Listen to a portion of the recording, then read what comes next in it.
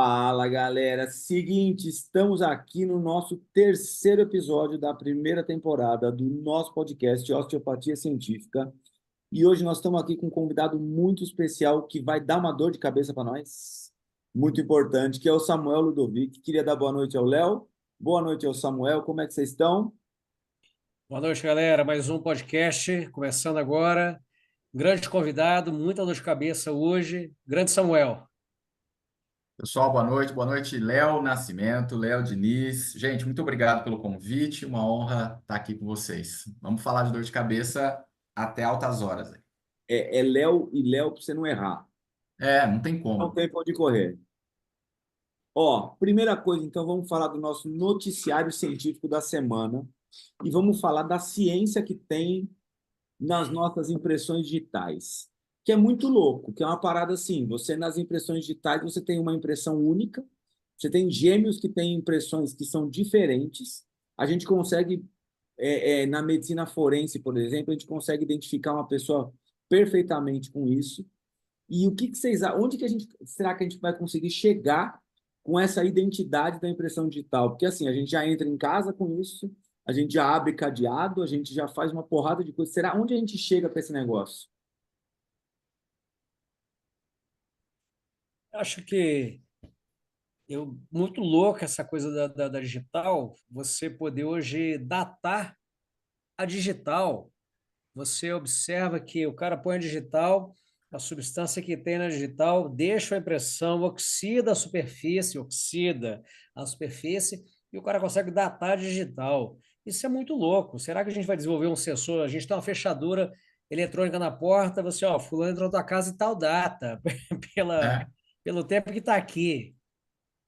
Muito maluco isso. eu vejo dessa forma também. Parece que ela muda ao longo dos anos, né? Mas ela não perde a sua, vamos dizer assim, a sua essência, né? O seu formato. Ela parece que ela cresce, né? Mas ela não muda o seu formato. Cara, do jeito que tá, principalmente quando a gente está vendo a questão da inteligência artificial também, é uma coisa maluca hoje. Essa questão da impressão digital, eu não consigo imaginar, cara, aonde que a gente pode chegar, assim. Para mim já é muito louco, assim, né? Você conseguir descobrir essa coisa simples, né? Descobriu quem é uma pessoa simplesmente pela impressão digital, porque não existem duas impressões digitais iguais, cara. Isso eu acho muito louco, E um bagulho muito louco é que assim, a gente né? já usa para o celular, né? Se o Belo tivesse usado isso para o celular da Graciane, É isso aí.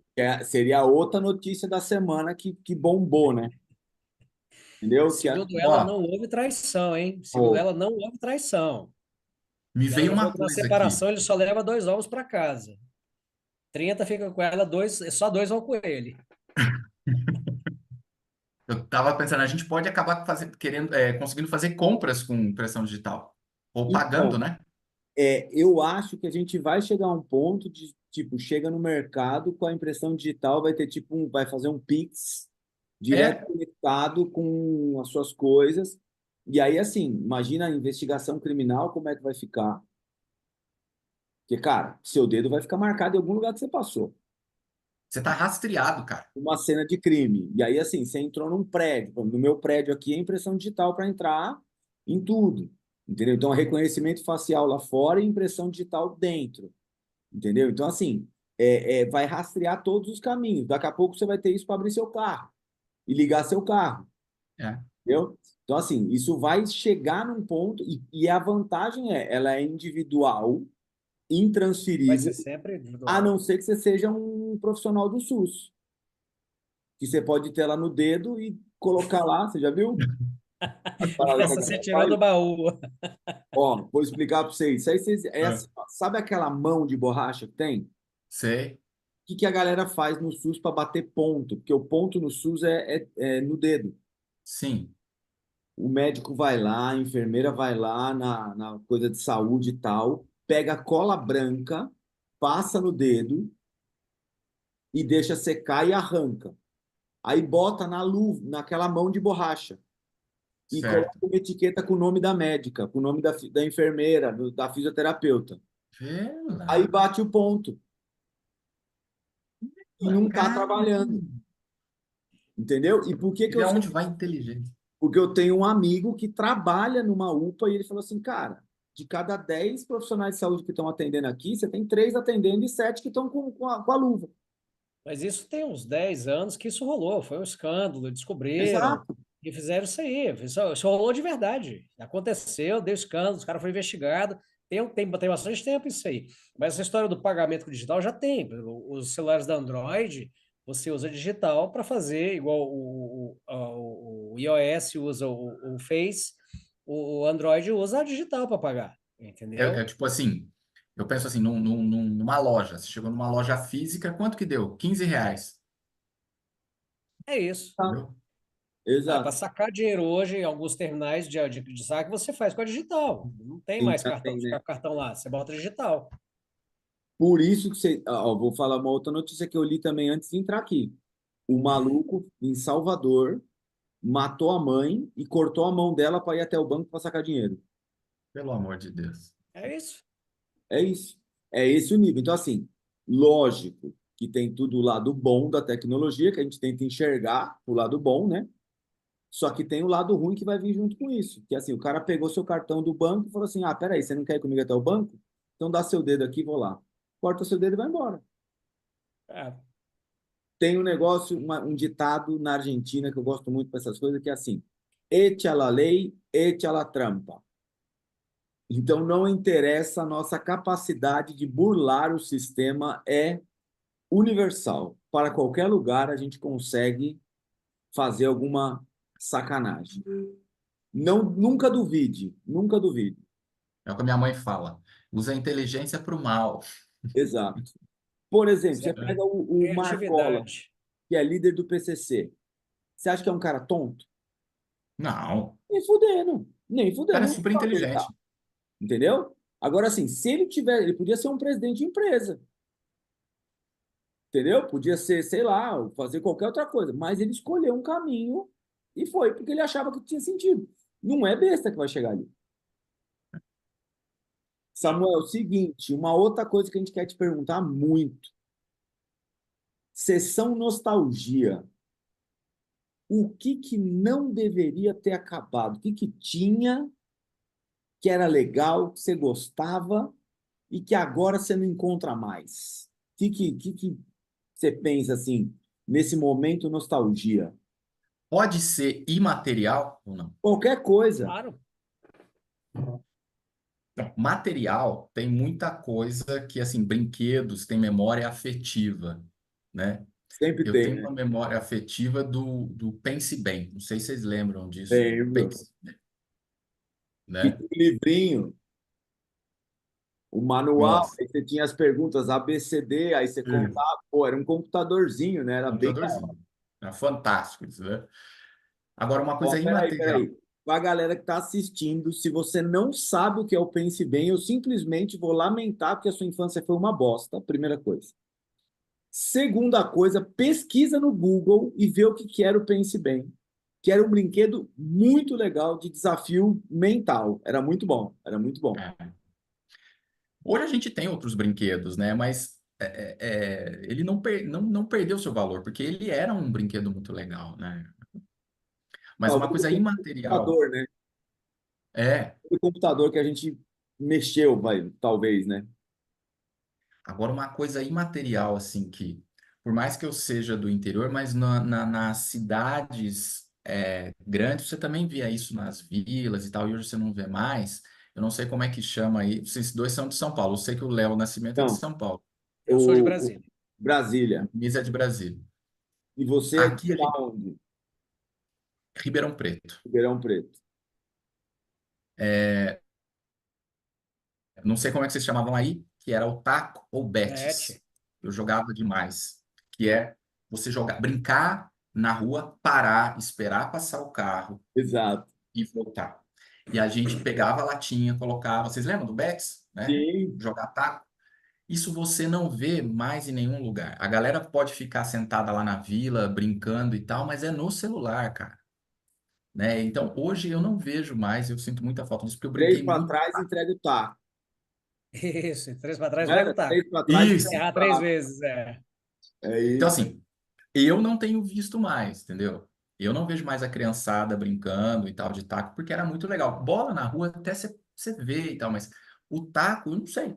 Você acaba vendo isso dentro de uma escola que o professor vai colocar como uma atividade e tal, mas o brincar na rua, ó o carro, ó o carro, ó o carro, pá, aí passava o carro, sabe aquela coisa? Tinha um intervalo. E aí, só uma. Você sabe, eu lembro a primeira vez que eu fui jogar, aqui em São Paulo a gente chama de taco. A primeira vez que eu fui jogar, eu não sabia, nunca tinha jogado. Aí era para o ímpar para escolher se ia sair no taco ou na bolinha, porque tinha uma galera Uhum. que cuspia no taco, lembra? Sim, Você tinha aí. cuspia no taco e falava assim: você quer o lado molhado ou seco? Aí jogava para cima. Aí a gente tirou para o ímpar, não fazia isso na minha rua, aí fez para o ímpar, aí eu ganhei para o ímpar. Aí o cara perguntou assim: o que que você quer? Eu falei: bolinha. Aí eu saí na bolinha. Os caras, como você é burro, velho? Porque só pontua no taco, né, velho? É. Então, assim, ganhei no Paro Ímpar e saí na bolinha. E que era a bolinha, é. Não sabia, eu não Aquele sabia negócio como de é que era o jogo. desafio. Cara, bons tempos. Isso é uma coisa que eu sinto falta. Eu sinto falta de ver e sinto falta da brincadeira, né? O Mas bet isso acabou aí, mesmo, a gente quase não vê. Aqui em Brasília, chama bet, não chama taco. E eu lembro, a primeira vez que eu joguei bet, eu tinha 6 anos de idade. É. E a gente, sim, não era aqueles tacos bonitos, não. A gente pegava um pedaço de galho, cortava ali, fazia. As latinhas eram as latas de óleo antiga que tinha, aquelas latonas Mazola, grandonas. Redondo, É, é. E as bolinhas era o que tinha chave de bolinha, bolinha de tênis, bolinha de borracha. A última vez que eu joguei bet foi quando ainda fazia parte do movimento escotista. Foi acho que 2004, 2005. A gente não encontra aqui Nacional de Escoteiros. A gente jogou bet com a meninada, mas, cara, depois nunca mais. Aquilo era top demais, cara. era muito bom. E tinha Ah, umas regras muito loucas de catar a vitória, né? Pegar a bola no tinha. ar. O cara Vitória! rebateu pra cima, vitória! É, Ê! é. Então, isso Era é muito bem construído, né? exato. E uma coisa que acontece é assim: a gente aprende muita coisa, a gente aprendeu muita coisa nessa época. Por exemplo, desenvolvimento motor. Cara, correr, rebater, se adaptar na situação, porque a bolinha vinha toda torta, não sei o quê. Às vezes você ia jogar, você molhava a bolinha também, né? Sim. Molhava a bolinha para bater. Pesava. Então, assim, toda essa estratégia motora que a gente acabou criando nesse tipo de brincadeira faz diferença para a gente hoje. E uma das coisas que a gente vê muito hoje é que as crianças que não participaram dessas brincadeiras, hoje são as crianças de apartamento que, assim, não tem um desenvolvimento motor tão legal, né? Então, assim, talvez a nossa geração tenha sido a última geração de brincar na rua, né? De verdade, assim. Brincar Eu muito na acho. rua. De brincar Pô, dava muito na 10 horas rua. da noite, o pai entra. Hoje em dia, se seu filho não está em casa 10 da noite, você já está no hospital, no IML, você fala, fudeu. É, É. Então, assim, acho que é a isso aí. nossa geração, vocês estão com quantos anos? Você está com quantos anos, Samuel? 39. É a nossa geração. Nossa geração provavelmente É. foi a última geração que brincou efetivamente na rua de sumir, tá ligado? De ficar, tipo, de manhã até a noite É, e brincando, e assim, só podia entrar quando o pai chamava para tomar banho, jantar e dormir. E aí é. os caras falavam assim: não entra, porque você não vai sair de novo. Não entra, Tinha muito isso, você não né? sai de novo. As conversas sentada no meio-fio, né? Na Tá? sarjeta. A gente fala sarjeta aqui, né? Sentava na sarjeta e ficava à noite. Não havia perigo. A mãe estava lá fazendo janta, o pai, enfim, estava em Sim, casa. Dava, sei lá, 9 horas, 10 horas. Ô, vamos, tem bora. escola amanhã e tal, né? E tava lá. Ninguém ia passar e levar você ou violentar. Era difícil isso Mas todo acontecer. mundo se conhecia. Todo mundo se conhecia, Você pegava a né? vizinhança, você conhecia todos os seus vizinhos, você conhecia todo mundo da sua rua. Ah, esse aqui é o filho de não sei quem, esse aqui é o irmão de não sei quem, esse aqui é o. Não sei o quê. Todo mundo se conhecia. Tinha um senso comunitário diferente do que a gente tem hoje. Hoje, às vezes, você mora num prédio, você não conhece as pessoas que moram no mesmo prédio que você. Você encontra a É. pessoa pela primeira vez no elevador, oh, você mora aqui, não sei o quê. Então, assim, a gente acho que perdeu a vontade de conhecer as pessoas tão perto, que é uma outra O, coisa. É, a, tec- É, a tecnologia veio para afastar a gente, na verdade, né? exato. Porque aqui, por exemplo, onde eu passei a maior parte da infância e da adolescência, aqui em Brasília, não sei se você conhece Brasília, o Samuel, ainda não. o Léo você conhece, que já veio aqui várias vezes. Então, assim, a gente tem as super quadras aqui no plano piloto. Então, são quadras com 10 blocos, entende? Então, nessa época, era uma meninada louca, a gente saía, pedalava, e aí eu me lembro quando formaram um grupo assim de WhatsApp do pessoal que morou nessa quadra onde eu passei a infância, a adolescência, cara, só de menino que se conheceu ali, tinha mais de 150 que passou, eu fiquei 20 anos nesse lugar. Então, assim, a gente saía, pedalava, jogava bet, jogava bola, era assim, o pessoal tinha FIFA. essa conexão, porque, cara, eu fui ver celular, assim, fui ter celular a primeira vez na minha vida em 99. Eu já tinha 22 anos quando eu fui pegar um celular, entendeu? Na mão é meu, o celular é meu, eu já tinha 22 anos.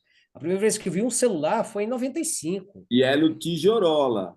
Ó, desse O tamanho. Nokia. Era Você lembra? aquele, é Né? aquele que É, quisesse roubar, era só dar na cabeça. tinha É, os Motorola gigantão assim. Então, assim, coisa que a gente aproveitou. Hoje, o Léo tem filho, eu tenho filho, os meninos já nascem com o celular na mão, né? é. Então, a tecnologia afastou, ajudou, mas afastou. Sabe uma coisa que me incomoda, falando disso, você falou de apartamento, eu me lembrei assim de elevador. Eu sou um cara que, quem eu tiver na rua, ou sei lá, entrou no elevador, tal, mesmo que não conheça, um dia, tarde, sabe, eu tenho essa coisa, né? E hoje, dependendo da pessoa, você fala isso, a pessoa já pensa em segundas intenções, né? Principalmente mulher.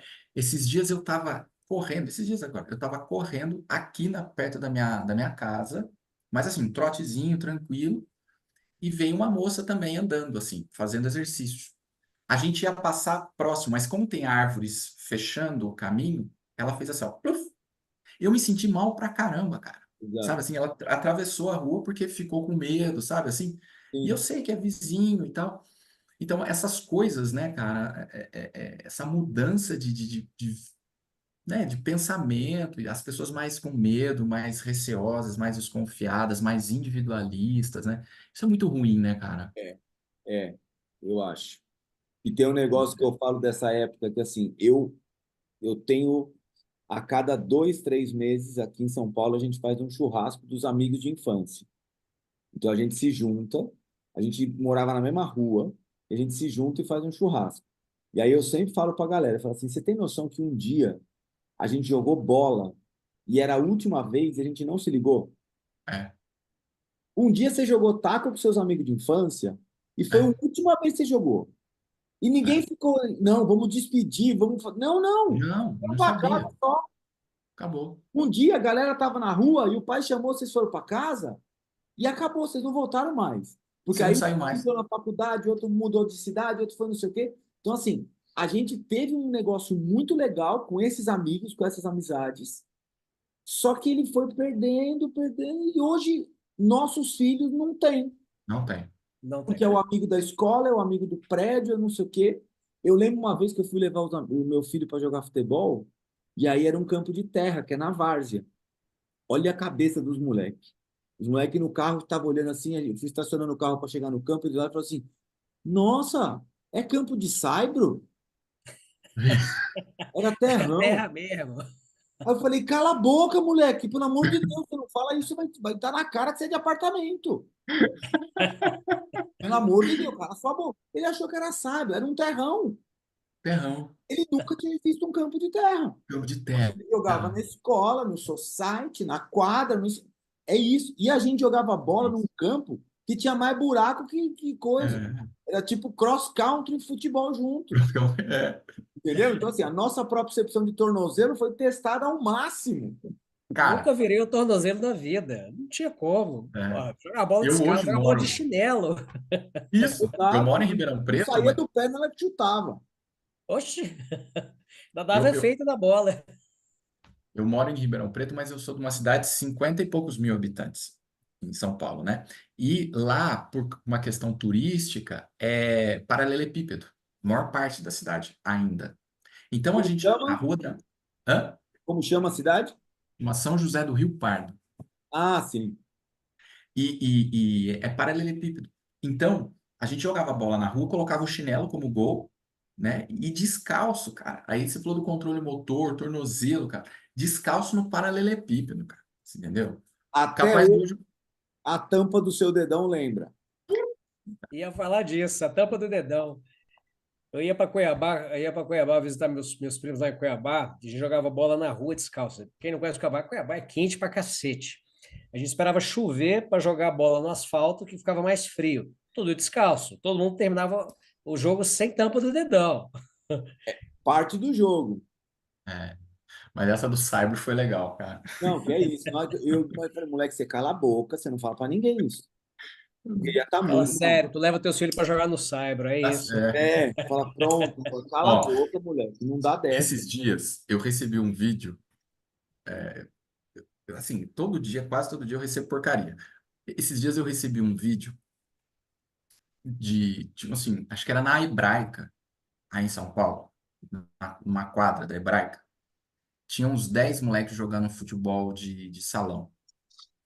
Mas, nossa senhora, cara, você precisa de ver, cara. Assim, os Eu, adolescentes, eu vi esse vídeo. mas é a visão do inferno, cara. Você viu?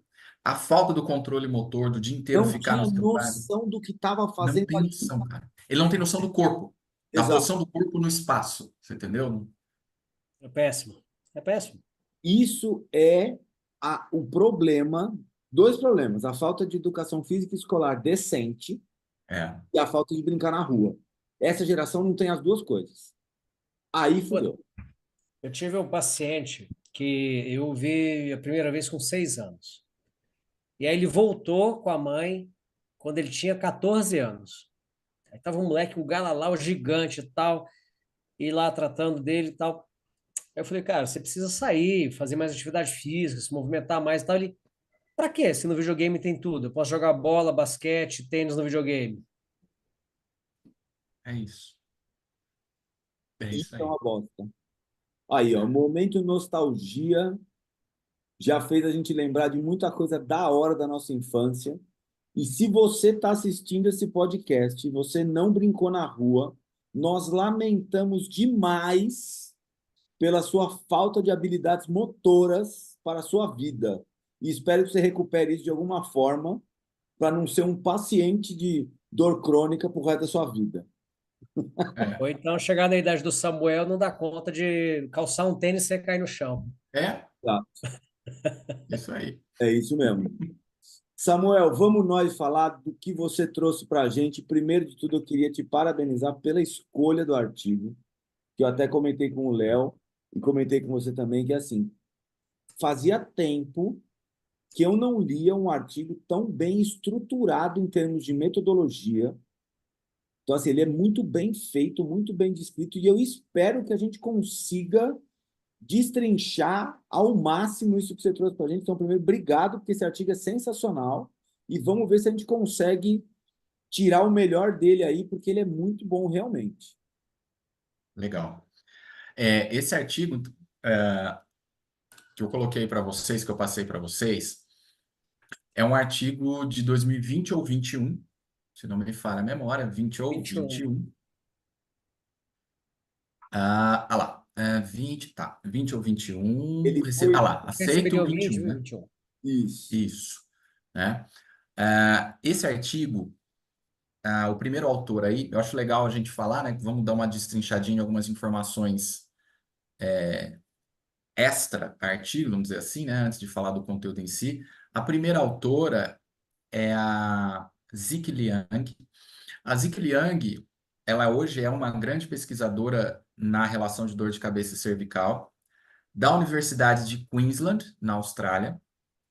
E ela é discípula de uma grande pesquisadora que agora ela está aposentada, chamada Gwendolyn Ju ou Gwen Ju. É uma senhora já, parece uma avózinha, né? É uma pessoa extremamente. A professora Gwen Ju, eu tive o prazer de conhecer, fazer curso com ela, fazer formação com ela. Ela é uma pessoa extremamente solista, extremamente humilde. E eu posso contar uma história que eu tenho com ela também. Claro. É, é, a primeira vez que ela veio para o Brasil, num congresso em Campinas, me colocaram numa gelada de ser o tradutor simultâneo dela. E eu estou acostumado com o inglês americano, o sotaque americano. O sotaque inglês E o sotaque australiano que tem, lembra mais ou menos ali, não é. Eu sofro um pouco. Eu sofro. O americano, para mim, é relativamente tranquilo. A minha mãe é professora de inglês, então eu fui martelado com essa coisa do inglês desde muito, muito pequeno, gostava e tal, então tinha uma facilidade. E aí, um dos coordenadores falou assim: Ah, você não traduz simultâneo a professora Guanju? Eu falei, cara, falar não ficaria feio. Falei, então tá, vamos lá. Mas uma tranquilidade, sabe? E aí, quando ela chegou, a gente foi recepcioná-la no aeroporto. E eu levei o meu livro, que eu tenho dela, a primeira edição, para ela autografar. Porque eu já vinha lendo os trabalhos dela, era bem a linha que eu gostava de estudar. Eu falei assim, professora, a senhora pode assinar para mim o meu livro, né? Autografar? Ela falou, autografar, né? Um livro de fisioterapia e tal, né? É um livro tão técnico assim, né? Eu falei, não, é porque eu gostei muito do livro da senhora e tal. Eu falei, não, claro e tal. E aí escreveu para mim. Num primeiro momento ela achou meio estranho, porque tipo, não estava acostumada com isso, né? Alguém, você autografa esse livro de dor cervical e cefaleia para mim, que não é também todo mundo que conhece. Enfim, mas foi uma pessoa assim extremamente bacana. À noite, todo o pessoal saiu para jantar e ela contou que ela estudava na mesma classe dos Bee Gees. Você lembra dos Bee Gees, aquela banda antiga? Dos anos E ela era 70. amiga dos Bee Gees e tal. Então, uma pessoa assim, super bacana. E a Ziki Liang é discípula dela. E a professora Gwendolyn Ju, é uma das maiores referências na pesquisa na relação dor cervical e dor cervical com cefaleia, tá? Então, o grupo da Universidade de Queensland produz há muito tempo excelentes trabalhos acerca desse tema e, o mais importante, pé no chão. Então, sem forçar a barra em alguns assuntos, sem querer puxar a sardinha para fisioterapia, sabe, muito pé no chão, né? Existe um grupo europeu de bons pesquisadores que trabalham com essa relação da cervical, cefaleia, migrânia e cervical, que acabam puxando um pouquinho mais a sardinha para a fisioterapia, né? O pessoal da Universidade de Queensland, por isso que eu até nos bastidores falei, eu sou suspeito para falar porque eu sou fã dessa galera, porque eles são muito pé no chão. E as discussões dos artigos, como vocês devem ter visto, né, é muito bem desenhada, muito bem escrita, né, um raciocínio clínico, uma aplicação clínica, né? Então é muito legal, tá? Então a Ziki Liang é discípula dessa grande pesquisadora aí, né? Que aí tá aqui, ó, né? A Gwendolyn Ju, Julia Treleaven, Lucy Thomas também são grandes pesquisadores conhecidos na área. O, o título do artigo ele já diz muita coisa, e se eu tivesse 15 segundos para falar sobre isso, eu falaria do título, só. Né? Então, dor cervical associada com enxaqueca, ou para quem não é da área, né? Migrânia é enxaqueca é migrânia, a mesma coisa. Então, dor cervical associada com enxaqueca não necessariamente reflete uma disfunção cervical musculoesquelética, que é Então, uma. Vamos deixa eu lá. só falar um negócio. Esse título, ele é muito simplista perto da qualidade metodológica para responder isso aí. É, Então, assim, é uma resposta que a gente pode falar que, assim, ela está muito bem estruturada nessa metodologia. Entendeu? Então, assim, tá falando e, assim, a gente pode acreditar no que está escrito ali. E a gente vai chegar nisso. Mas, assim, resume de forma muito simplista, mas fez muito bem o que se propôs a fazer. É um artigo que não tem spin, não tem spin no resumo. É, ele entrega ali, no título ele entrega. exatamente. Né? Então, eles vão assim na veia, né? Tipo, ó, já estou afirmando. Dor cervical com enxaqueca. Então, o cara que tem enxaqueca e dor cervical não necessariamente significa que ele tem uma disfunção cervical. Então, não é porque eu tenho dor lá que eu vou ter disfunção, né? Isso, esse artigo é para responder uma dúvida e uma pergunta que muitos fisioterapeutas acabam tendo. Então, terapeutas manuais, né, fisioterapeutas osteopatas, quiropraxistas, fisioterapeutas que acabam trabalhando com cabeça e pescoço, como eu e tal, né? Então, eles mostram né? É um estudo, um cross-sectional, single blind, com uma amostra de conveniência, né? Então, eles não fizeram um cálculo amostral, mas é uma amostra de conveniência, né? E o que que eles quiseram mostrar, né? Que pacientes, qual que era a ideia dos caras, né? Que pacientes, mostrar que pacientes com enxaqueca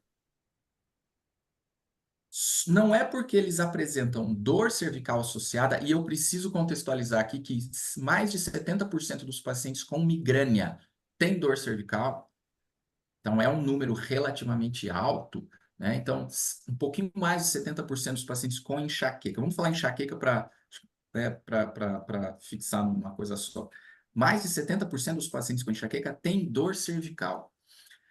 Então, seria normal pensar, bom, então esses caras devem ter alguma questão cervical, né, que está levando a migrânia, né? Especialmente quando a gente fala do raciocínio de terapia manual, né? Perfeito. A gente adora achar uma disfunçãozinha. Ah, isso aqui está em disfunção. Ah, isso aqui tem uma hipomobilidade. Ah, isso aqui não sei o quê. E a gente justifica até vida passada pela hipomobilidade. E precisa ter muito pé no chão quando a gente fala disso. A hipomobilidade causa uma série de problemas, sim, e a gente sabe disso. Mas eu preciso ter parâmetro de avaliação. Senão, eu vou começar a achar que todo mundo que tem hipomobilidade vai ter dor, e aí o mundo real não é assim que funciona, né? Exatamente. Exatamente. Então, eles colocam em xeque aqui, né, para a gente poder entender o artigo, para não ficar uma coisa extremamente muito estatística e tal, mas eles colocam em xeque aqui se esses pacientes, já que uma vez que 70% apresentam dor cervical, se esses pacientes têm como gatilho, ou qual a importância da cervical nesses pacientes, né? Então, será que as disfunções ali encontradas, elas têm relação direta com a migrânia? A verdade é que pode ou não ter, mas existe uma certa, eu estando nesse meio, eu vejo, existe uma certa forçação de barra nesse sentido. E eu acho que eu sou terapeuta manual também, então, principalmente, eu acho que dentro da terapia manual, quem gosta de trabalhar muito com terapia manual, acaba puxando um pouco isso. E quanto mais você estuda enxaqueca, mais você percebe que a cervical é uma peça do quebra-cabeça, uma peça importante, mas é uma peça do quebra-cabeça. Você não vai conseguir resolver a enxaqueca do cara simplesmente mobilizando, por exemplo, a cervical, né? E uma coisa que é importante a gente bater aqui para contextualizar é a relação, por que dessa questão cervical e migrânia? Porque existe uma relação neuroanatômica, neurofisiológica da cervical alta com o trigêmeo. O trigêmeo é o quinto par craniano, essencialmente sensitivo, e uma pequena parte motora, né? Músculos da mastigação. Então, para você sentir a sua face, é trigêmeo.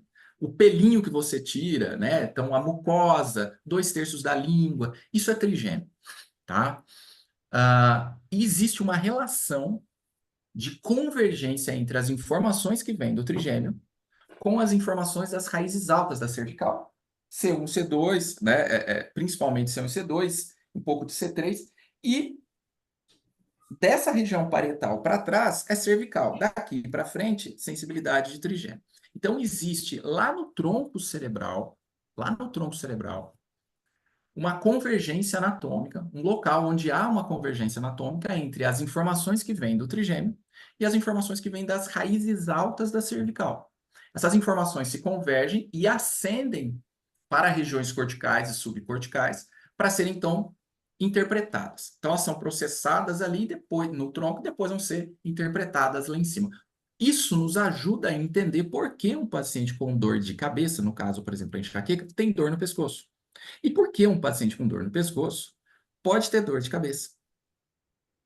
Mas você tem que ter uma disfunção. Se vier do pescoço, você tem que ter uma disfunção essencialmente na cervical alta, porque tem essa relação neuroanatômica com o trigêmeo. Eu brinco com os alunos para poder entender, não é uma informação mais correta possível, mas para eles começarem a entender essa complexidade neurofisiológica, que eu falo assim, ó, imagina que vira um nervo só. Então, vai ser interpretado como se fosse uma coisa só. Então, as informações convergem e viram um nervo só para ser interpretados. Por isso que o cara pode ter dor aqui e aqui no pescoço, ou uma disfunção no pescoço realmente pode levar a uma dor de cabeça. É aquele Só que, negócio que eu já te ouvi falar uma vez, desculpa, que é dor de cabeça e dor na cabeça. São coisas perfeito. diferentes, né? É, Eu lembro, eu uso essa frase sua, que eu escutei uma vez, exatamente eu coloco em aula. Eu falo, gente, é dor na cabeça ou é dor de cabeça? perfeito. São coisas diferentes. É. Eu tenho essa concepção Sim, mesmo, né? Eu tenho essa concepção. E a enxaqueca, ela é genética. Existem os gatilhos e a cervical é um dos gatilhos. A cervical alta é um dos gatilhos. Então, sim, uma disfunção articular, por exemplo, alguma disfunção ali na cervical alta pode sim levar a uma dor de cabeça, né? Uma dor na cabeça, né? Você pode ter uma referência ali por causa do trigêmeo, por causa dessa relação neuroanatômica, porque uma disfunção ali vai fazer você levar informações alteradas. Ok, mas isso não significa que isto é um causador de enxaqueca. Ele pode gerar uma crise, mas não a enxaqueca. A enxaqueca ela é uma condição cerebral, genética, está lá no seu DNA. Alguns desenvolvem, outros não desenvolvem. E ela é poligênica. Então não é um genezinho só, ela é poligênica, né? Então, algumas pessoas desenvolvem, outras não. O que a gente percebe é que os fatores ambientais, como muitas doenças, influenciam diretamente. Então, seu sono, hidratação, estresse, é, é, é, má alimentação, etc, etc. Isso influencia na geração de crise.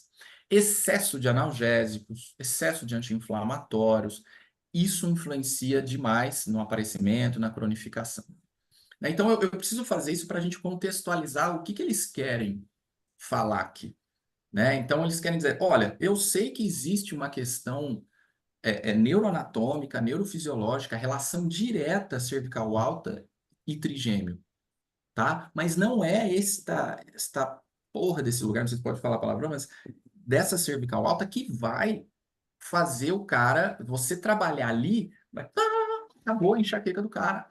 exato. Não é bem assim. Pode ser um grande gatilho, mas não é bem assim, né? E isso é uma coisa que a gente tem que pontuar. Porque a gente vê muitos fisioterapeutas, principalmente o pessoal que trabalha com terapia manual, querendo tratar única e exclusivamente a dor, a enxaqueca do cara, né? Com um pensamento músculo-esquelético, por exemplo. Né? Ou dentro da osteopatia, uma questão visceral, mas a questão é genética. A questão é genética. Então, não é bem ali na cervical que você vai conseguir mexer. Não existe, também é importante salientar isso, que não existe nenhum órgão, né? Então a gente brinca muito, às vezes eu posto isso, a questão do fígado, né? Porque Isso é na osteopatia, a gente adora. Ai, a cefaleia do fígado. Fica Cefaleia cheio. do eu intestino. tenho um certo receio de falar isso aqui, porque é um, Você é um, pode é falar uma, porque a Não, gente mete o também pau, mete o odeia. pau. é Mete o pau. um podcast de osteopatia, mas eu estou baseado em ciência, não é minha opinião, Exato, exato. tá? Opinião é base de pirâmide. Não, não é minha opinião, tá? É o que a ciência mostra. O fígado, se você tiver alteração grave de enzimas hepáticas, hepatite, ou você tiver alguma lesão hepática séria, importante, você tem uma cefaleia secundária a uma lesão de fígado, uma disfunção de fígado, um transtorno metabólico. Isso é uma outra história. Agora, Talvez você não esteja nem procurando um consultório. exato, exato. São outros sintomas. Essa Agora, condição não vai te levar para um consultório de osteopatia. Talvez essa condição te leve para um hospital, Sim. concordo. entendeu? Então, assim, é muito importante a gente pontuar isso, porque, assim, a gente tem uma mania dentro da osteopatia de justificar algumas coisas por uma coisa que eu falo que é o leite com manga da osteopatia. Então, alguém falou alguma vez que era assim que funcionava. E aí isso foi passando para frente que, dor no ombro direito é fígado. Cefaleia orbicular é fígado. A cefaleia nucal é não sei o quê. Isso foi passando E ninguém foi contestando. Se a gente pegar um modelo de estudo sério, isso cai. E aí você fala, e aí? Mas isso também a gente tem que entrar em dois pontos muito importantes, que assim, uma é de onde veio replicada o ensino da osteopatia. Ele veio replicado de um momento em que você pegou um cara que teve uma observação, um entendimento do corpo completamente diferente do habitual e conseguiu explicar coisas que realmente eram complicadas para a época e que passaram a fazer sentido e entregar tratamento. E dali para frente a gente veio replicando a informação com pouca ciência. E óbvio, quando a gente para no possibilismo anatômico, ele é muito fácil para a gente. A gente encosta ali no possibilismo anatômico e justifica tudo. Olha, é porque anatomicamente X está ligado com Y, e se X estiver alterado, Y vai apresentar sintoma. Isso é uma maneira da gente justificar o nosso ato quando a gente não tem certeza do que está acontecendo. E é lógico, é muito mais fácil para você ir lá vender um curso dizendo que se você manipular C2, C3, você vai eliminar uma dor cervical do que botar o cara para estudar uma enxaqueca, entender os outros aspectos da enxaqueca que obrigam ele necessariamente a sentar, estudar, fazer o diagnóstico diferencial, que é complicado, que exige mais estudo e entendimento, porque isso não vende. Isso não vende. Você ensinar a pensar, infelizmente, no Brasil não vende. O que vende no Brasil é ensinar a manipular, ensinar, olha, tem uma técnicazinha mágica que você vai fazer A aqui mais B e vai resolver o C. Não, olha só, você primeiro vai ter que raciocinar. Então, um dos propósitos nossos aqui no Osteopatia Científica, no podcast, é justamente jogar isso no ventilador e falar assim, olha, não é por aí. Não é por aí. Dor no ombro não é fígado necessariamente. É o que o Léo falou. O cara que está com problema no fígado, ele não vai procurar o osteopata primeiro, porque ele tem diversos outros sintomas antes dele parar no osteopata. Ele tem problemas clínicos, que ele precisa de tratamento clínico. E ali, se o cara chega no teu consultório, você faz uma avaliação bem feita, ele relata aquela alteração hepática, você tem meios para entender que o que ele está sentindo tem relação com aquela alteração hepática, mas não quer dizer que, olha, o seu problema é exclusivamente do fígado. Não, não é. Ele é influenciado por. É o caso do artigo aqui que a gente está vendo. Aprender a fazer essa raciocínio clínico um pouco mais judicioso, mais criterioso para não cair nessa falácia do anatomismo. Leite com Perfeito. manga, aqui não é lugar de leite com manga. Combinado? Porque assim, ou a Isso gente aí. começa a enxergar real e cientificamente as coisas, ou a gente cria processos que não são replicáveis. E esses processos que não são replicáveis são uma merda quando você está com o seu paciente na sua frente. E você vai chegar lá e falar assim: a sua cefaleia é por causa do fígado, eu vou bombear seu fígado. O que vai acontecer? Não, ele não melhorou a cefaleia, você perdeu a credibilidade com o paciente. Então, se você não souber avaliar mecanismos, raciocínio clínico para entender o que é essa cefaleia, você pode ser o melhor manipulador de cervical ou o melhor bombeador de fígado do mundo. Você não apresentou a solução. Você está fazendo tentativa e erro. Então, É. assim, não dá mais para fazer isso. Então, assim, isso é um incômodo nosso dentro da osteopatia. E eu falo muito assim: eu sou o cara que tem o direito de falar porque eu tô dentro. Eu tô dentro. O Léo tá dentro disso. Entendeu? Então, a gente faz isso todo dia. Então, a gente tem o direito de falar porque a gente está sendo lesado por essa palhaçada. Entendeu? E mais do que isso, a gente já rodou outras técnicas dentro da fisioterapia, dentro da terapia manual, e eu sempre falava, gente, a gente só trata o que a gente conhece. Quando você não conhece, quando você não sabe o que você está vendo, você tem duas alternativas. Ou você fala para o paciente assim, cara, eu não sei o que está rolando contigo, eu não sei te tratar. Ou então você cria um problema para aquele paciente na tua cabeça, olha, o teu problema é causado por isso. E você trata o problema que você criou e espera que o paciente melhore. Entendeu? E aí, muita gente com o paciente melhora, o que que ele faz? Não, não, mas você não fez o que eu pedi. Você fez aquilo, você faz aquilo, você deixou daquilo, e você acaba dando um jeito de botar a culpa no paciente. Mas ir lá e estudar, falar assim, cara, eu não sei o que é isso. Em vez de você sentar a bunda e estudar, o pessoal vai fazer o quê? Ele cria uma explicação anatômica, fisiológica, tirado de pensamentos da minha cabeça, voz da minha cabeça, e trata aquilo. E aí, se não melhorou, a culpa é do paciente. Mas, Samuel, você pode continuar falando que a cefaleia não é do fígado, porque a gente sabe que não é. Não, e hoje mesmo eu apanhei por causa disso, né? A gente tem que contextualizar para depois eu falar da questão do artigo, né? Porque não é todo mundo, às vezes, que tem que entende sobre enxaqueca ou sobre essa relação. Eu acho legal a gente sempre nivelar. E hoje mesmo eu apanhei entre aspas, né? Fiquei sabendo que a pessoa não fala na minha frente, né? Eu estava na academia, o personal lá chegou para mim e falou assim: cara, me diz uma coisa. A enxaqueca, ela realmente não tem relação com o fígado? Eu falei, cara, não é a causa. Mas por que você está perguntando isso de uma hora para outra? Ele falou, não, porque tem um professor aqui que começou a fazer medicina tradicional chinesa. E ele disse que você está errado. Eu falei, eu, Samuel? Ele falou, porque ele te acompanha também no Instagram. Ele falou assim, eu já vi o Samuel que fala que não tem nada a ver com fígado, mas ele está errado. Tem sim. Dor de cabeça, enxaqueca, é fígado. Por causa disso, disso. E aí, a medicina tradicional chinesa tem algumas coisas ali importantes, relevantes, mas você quebra, você estraga a ciência ali, a filosofia deles por causa disso. Porque ele falou assim: quer ver, ó, põe a tua língua para fora, faz não sei o quê, faz não sei o quê. Você tem. Começa a nocebar o cara. Né? Ele falou: olha, ele mandou, Samuel, o meu personal falando, mandou eu colocar a língua para fora, falou: ó, você tem problema de pulmão. Porra, não é assim, cara. Isso é um diagnóstico. Você entendeu? Então, são essas coisas, às vezes, vão sendo passadas, né, de pessoa para pessoa, e aí vem todo mundo falando a mesma coisa, aí vem um reles fisioterapeuta falando que não tem nada a ver com o fígado. Você apanha, já apanhei no Instagram, assim, né? De falar, cara, você não sabe o que você está falando, e não sei o quê. E eu não sou de ficar dando carteirada, não, cara. Não é o meu perfil. Eu só dou um joinha, né? Enfim. Ou eu falo, estou embasado em ciência, cara.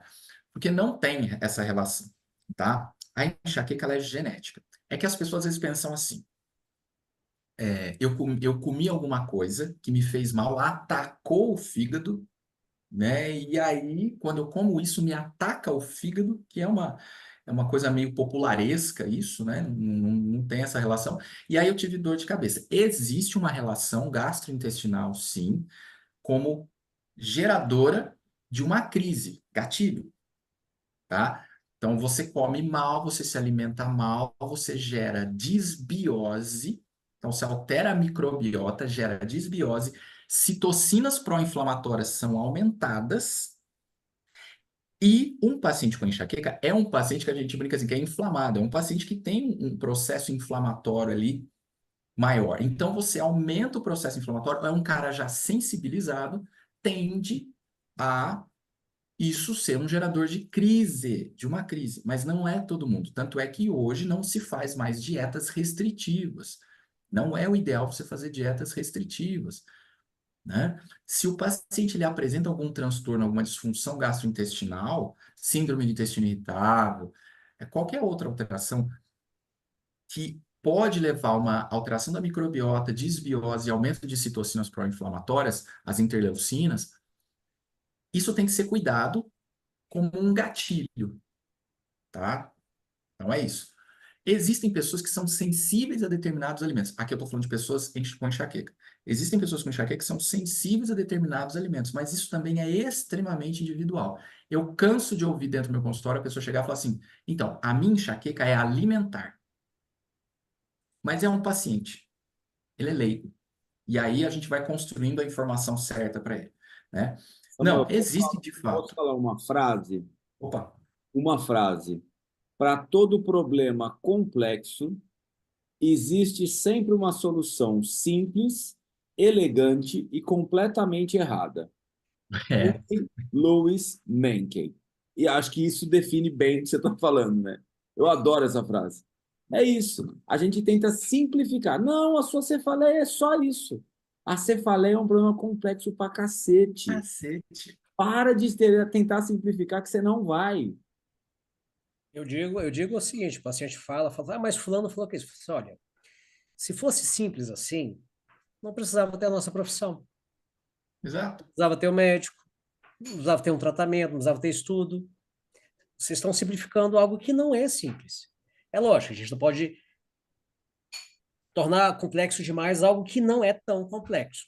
Que é o outro Ser problema. trabalhoso é diferente de ser complexo. Tem coisas que são trabalhosas de tratar, mas tem solução, né? Mas, continua, Júlio.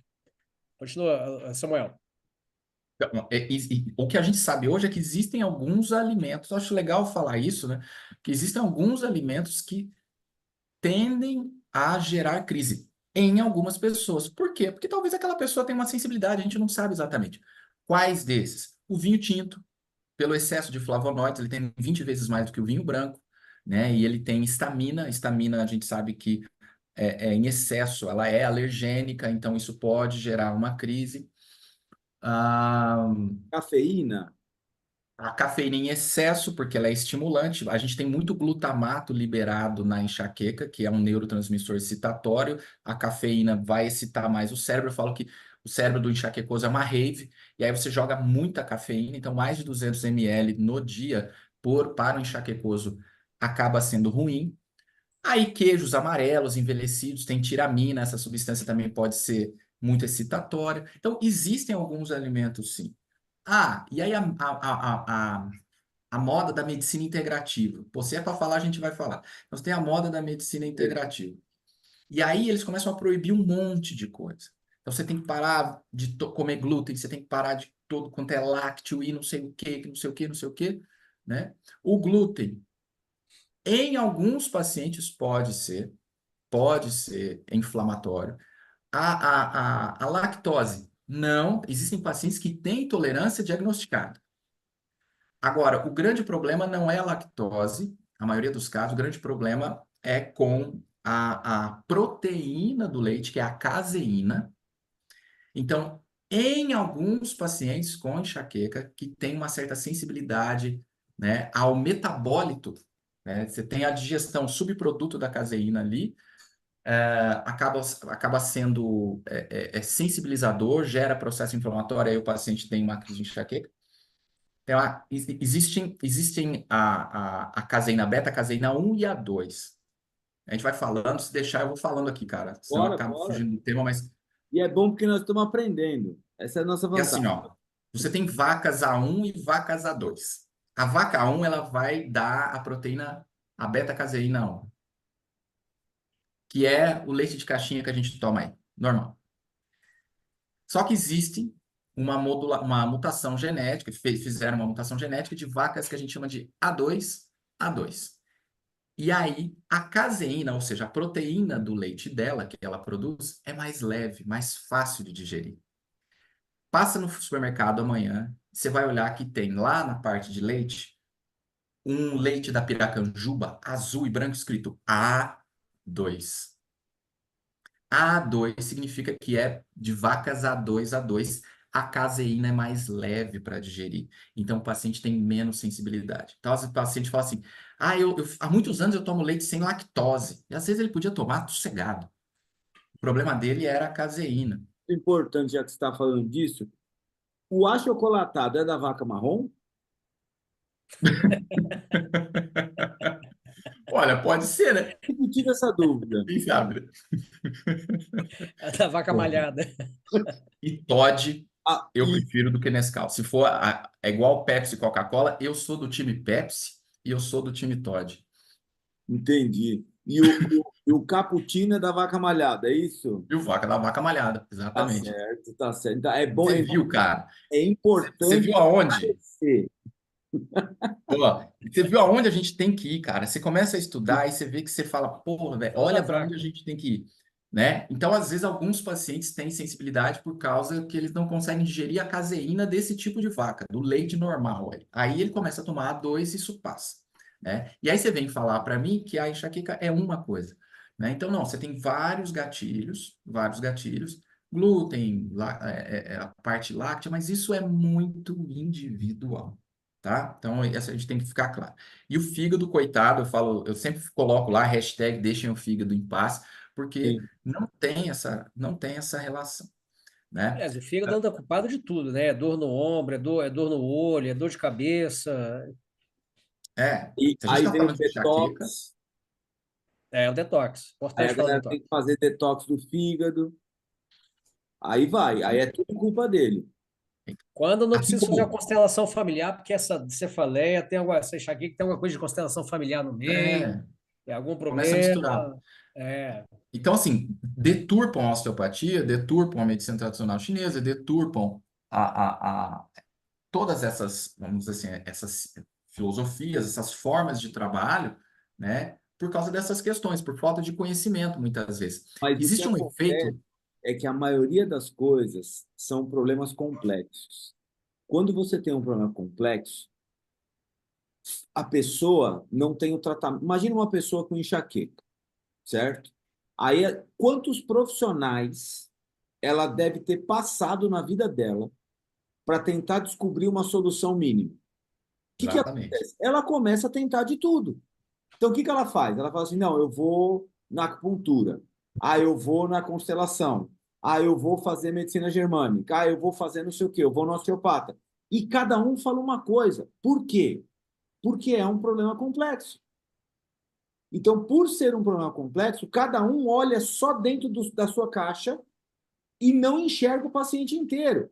Uma das coisas que a gente aprendeu nesse podcast aqui, com o nosso primeiro convidado, que foi o David Poulter, é o seguinte: o paciente, ele é uma panqueca. E isso eu nunca vou esquecer. A panqueca Hum, é feita de farinha, ela é feita de ovo, ela é feita de leite. E depois que você misturou os fatores biopsicossociais, você não separa mais. Você que não olha para a fantástico isso. panqueca e tira o ovo. Você não olha para a panqueca e tira a farinha. Não dá mais. Entendeu? Então, assim, esse exemplo para mim foi um negócio que eu fiz. Nossa, caiu todas as fichas. Porque assim, Fantástico o também. paciente é uma panqueca. O modelo biopsicossocial é uma panqueca. Depois que você enfiou tudo lá dentro, você não tira os fatores bio e trata só deles. Não! Ou você trata dos fatores todos junto do paciente, ou você não está oferecendo o melhor tratamento disponível. É mas isso. porque a gente também vive um momento que a gente tem 40, 50, 60 anos, sei lá, 200 anos, que a gente é muito guiado somente pela nosologia. A gente é muito apegado a diagnóstico. Ah, qual que é o diagnóstico? Cara, o diagnóstico é importante? É óbvio que o diagnóstico é importante. Mas se você não souber pegar esse diagnóstico, colocar no seu contexto clínico, no contexto do paciente, para poder fazer uma avaliação adequada, encontrar o que de fato é a sua parte específica no tratamento e como você tem que lidar com o restante dessa panqueca, de nada serve esse diagnóstico. Isso simplesmente vai fazer você ser mais e mais cego à necessidade do seu paciente. Tá. E é óbvio, a gente tem um problema muito grave que é a falta de comunicação dos profissionais. Eu não estou falando só entre o fisioterapeuta e o osteopata, o fisioterapeuta médico, o osteopata médico, não. Entre todos que fazem parte desse contexto em quem o paciente procura. Né? Se a gente não começar a entender essa panqueca integralmente e perceber que a nosologia é um ponto, o diagnóstico osteopático é outro, o diagnóstico cinético funcional é outro, o psiquiátrico é outro, o psicológico é outro, e não entrar nesse meio e procurar seguir um sistema terapêutico que englobe isso, faça uma aliança terapêutica que você consiga conversar com o paciente e traçar uma coisa com ele, focado na necessidade dele, a gente vai continuar preso nisso, vai continuar com grandes especialistas em nada. Grandes entendedores do micro-universo que não resulta em nada no fim do paciente. Resulta em momentos de melhora que o cara melhora ali um tempo e recidiva, ele não sabe o que fazer, ele quer aquela modalidade terapêutica, mas 3 horas da manhã ele tem um problema e não sabe o que fazer com aquele problema. Exato, exatamente. E só pegando um gancho para falar disso, de a gente não simplificar às vezes uma coisa que é complexa, Eu tenho uma mentoria sobre dor de cabeça, e nessa mentoria a gente falou, esses dias eu passei para ele sobre um efeito chamado, não sei se vocês já ouviram falar, que chama efeito Dunning-Kruger, Sim. né? É isso. Então, às vezes, o cara, ele se aventura, por exemplo, em querer começar, agora eu vou focar em dor de cabeça, por exemplo. Mas, às vezes, ele não tem a bagagem ainda, ele acha que é simples. Ele não conhece o bagulho. Na hora que ele começar a pegar firme, começar a estudar, ele cai no vale do desespero, assim, que ele fala, meu Deus, o negócio, o buraco é muito mais embaixo. Quanta merda que eu já falei para paciente, quanta coisa que eu já. Ele começa a perceber, mas tudo bem, que bom que aconteceu isso, porque aí isso vai ser um estímulo para ele continuar estudando. Isso já aconteceu comigo. Eu estava Exatamente. começando a estudar dor de cabeça, me chamaram para dar uma aula sobre dor de cabeça. Eu falei, bonitão, foi lá. Eu não estava preparado ainda. E aí eu fui dar uma aula de dor de cabeça em Araraquara. E um cara da plateia tinha uma esposa que sofria de cefaleia em salvas, que é uma cefaleia que a gente não vê todo dia, mas é a pior cefaleia do mundo, que ela é forte, é muito forte. Pessoas se suicidam por causa disso, né? Pessoas se matam por causa disso. E ele perguntou o que que eu achava de um determinado tratamento para cefaleia em salvas. Hoje eu respondo com tranquilidade isso. Isso faz 10 anos, mais de 10 anos. Eu respondo com tranquilidade. Na época, eu fiquei, rau, rau, rau, fui para lá, fui para cá, fui para lá, porque eu não sabia, né? Aí depois eu vim e falei, meu Deus do céu, o que que eu estou fazendo? Dando aula de uma coisa que eu não estou preparado ainda. Mas é isso, é o efeito Dunning-Kruger, né? Que você acha que você sabe isso aqui, mas você acha que você já sabe, aí você quer tratar, quer ensinar, enfim. Aí depois você passa por esse vale do desespero, que eu chamo, e depois você vai crescendo, né? Aí na hora que você chega que tem Essa, você começa a descobrir que você nem sabe o que você não sabe. Exato, exatamente. É aí Entendeu? começa a brincadeira a ficar boa. Você fala assim, pô, eu nem sei Exatamente. que eu não sei disso. É melhor estudar. Melhor estudar. Melhor E estudar. assim, esse negócio que você falou é importante a gente dizer e falar a nossa realidade. Eu já falei muita merda para paciente que hoje eu falo assim, nossa, É, coitado desse cara, coitado dessa paciente que eu atendi. Não é verdade? E hoje você fala assim, é, pô, não faria isso de novo. Por quê? A gente aprendeu, a gente evoluiu e a gente modificou. É para isso que serve estudar, né? Então, assim, esse bate-papo que a gente faz aqui, assim, eu falo que é uma vantagem muito grande minha e do Léo, que a gente escuta os especialistas todos falando de várias coisas, a gente aprende coisa pra cacete aqui nessas conversas que a gente tem. E o que que a gente faz? A gente modifica uma porrada de coisa na nossa cabeça. É assim que funciona a vida. Eu acho que no nosso meio tem uma coisa que é interessante, assim, quando alguém pergunta assim, você é especialista em quê? Aí eu não consigo responder essa pergunta. Sou especialista em quê? Sou especialista em gente. Eu vou te ouvir. Se eu achar que eu posso cuidar de você, eu vou dizer, bom, vamos tentar aqui. Se eu não entendo nada do que está acontecendo contigo, eu vou falar para você, cara, eu não sei te tratar. Eu não tenho vergonha nenhuma de falar para paciente que eu não sei tratar o sim, problema dele. claro. É a primeira coisa esperada.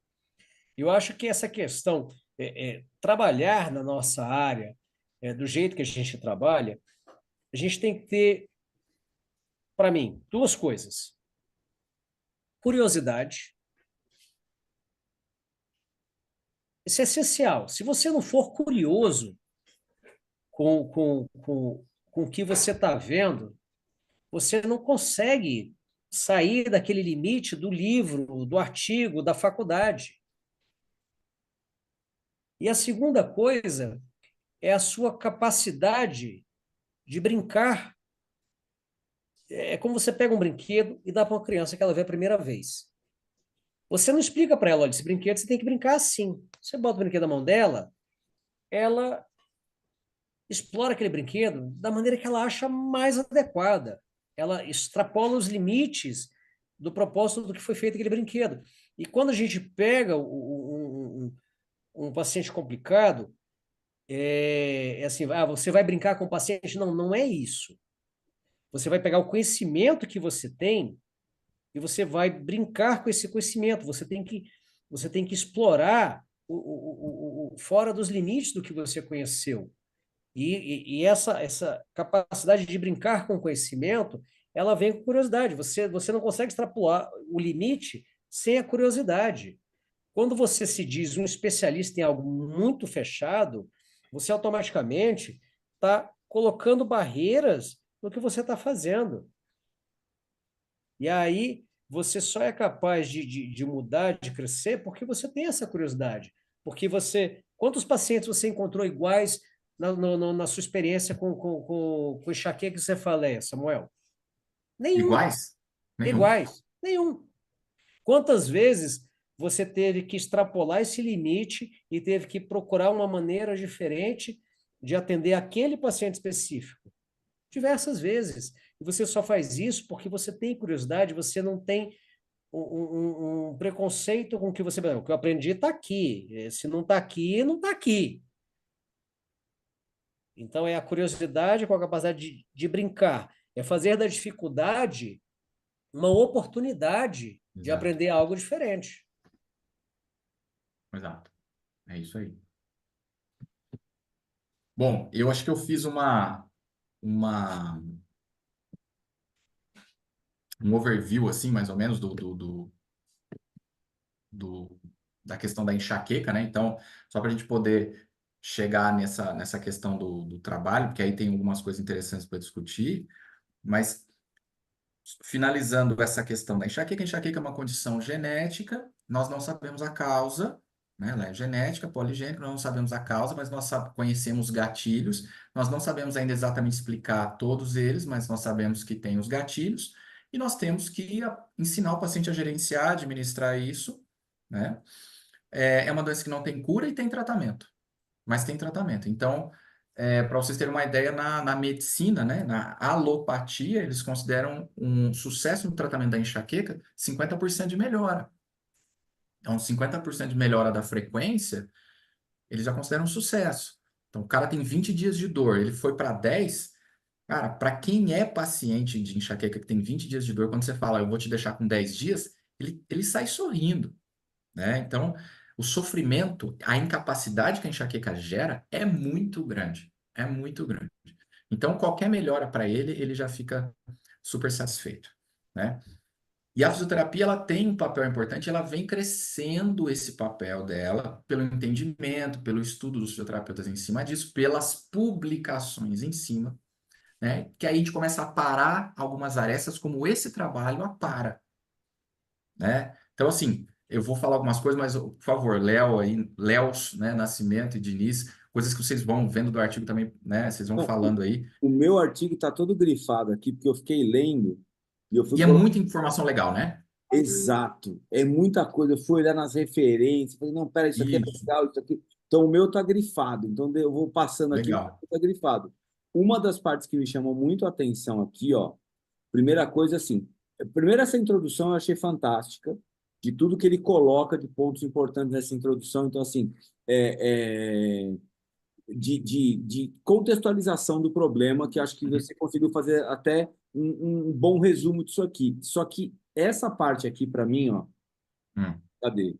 Os critérios de inclusão e exclusão, para vamos mim, lá. foram sensacionais.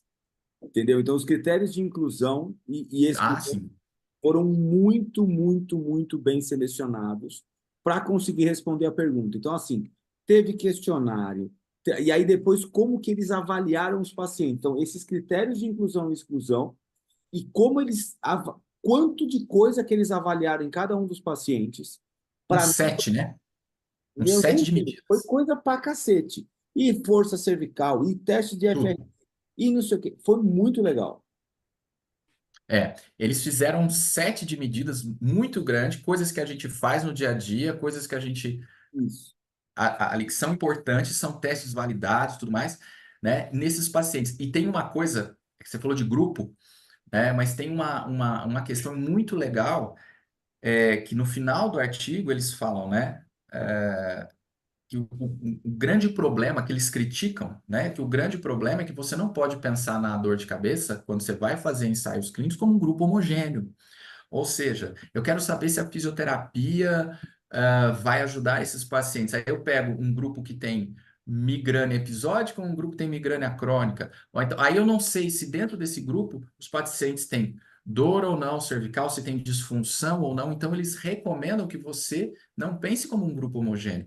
A forma como você vai tratar um paciente que tem migrânia mais dor cervical é diferente de um paciente que você vai olhar que tem migrânia com dor cervical com disfunção, ou com dor cervical sem disfunção, ou um paciente com migrânia sem nada, nenhum sintoma na cervical. Então, são grupos diferentes, tem que ser alocados esses pacientes em grupos Subgrupo, né? diferentes. Aí sim você vai ter uma resposta interessante, né? Então, eles tiveram esse cuidado, né? De orientar também os próximos trabalhos. Mas com certeza eles estão desenvolvendo muito trabalho em cima disso. A gente sabe que esse pessoal lá produz bastante. Mas basicamente eles pegaram 124 pessoas com migrânia. Eu até deixei uma colinha para eu não esquecer. 124 pessoas com migrânia. Dessas 124, 110 tinha dor cervical. Corrobora o que a literatura nos diz. De 124, 110 dos enxaquecosos tinha dor cervical. Aí Porém, vem as análises interessantes. Desses 110, 62 tinham, 62 não tinham nenhuma disfunção cervical, sem disfunção cervical. 48 tinham disfunção cervical. Só que sobrou 14. Esses hum, 14 tinham migrânia e não tinham dor cervical. Então, depois do set de medida deles, ADM, contração voluntária máxima, força, sensório motor, o FRT, o crânio cervical flexion test, que é a ativação, a questão neuromuscular dos flexores profundos. Depois de tudo isso, eles perceberam, ó, de fato, a maior parte dos migranosos tem dor cervical. Tá, mas dessa maior parte, 62 não tinham disfunção. Tá, então da onde vem esta dor? Esta dor é uma hipersensibilidade causada pela migrânia. Então isso faz parte da migrânia, mas não está bem descrita na classificação internacional de cefaleias. é Nós um estamos na terceira sintoma da edição, publicada migrânia. em 2018. Não está muito claro ali, entendeu? Então, essa sensibilidade aumentada, esta dor cervical aumentada, faz parte do quadro da migrânia. Faz parte do quadro da migrânia. E não é porque o seu paciente tem dor ali, ele tem enxaqueca, e ele tem dor ali, que na hora que você vai medir, e isso eu vejo todo dia, o Léo Nascimento, o Diniz, eu vejo todo dia, galera. O cara vem e fala, nossa, eu tenho muita dor no pescoço também. Ok, gira para um lado, vlau. Gira para o outro, vlau. Joga para trás, pá. Joga para frente, pá. Inclina, pá, pá. Dói. Não, é um cômodo, tal. Legal, vai fazer FRT, blá, blá. Ou seja, tudo livre. Então, você acha, puta, dor, certeza que ele vai ter um déficit de não sei o quê. Não. E aí, você cai do cavalo.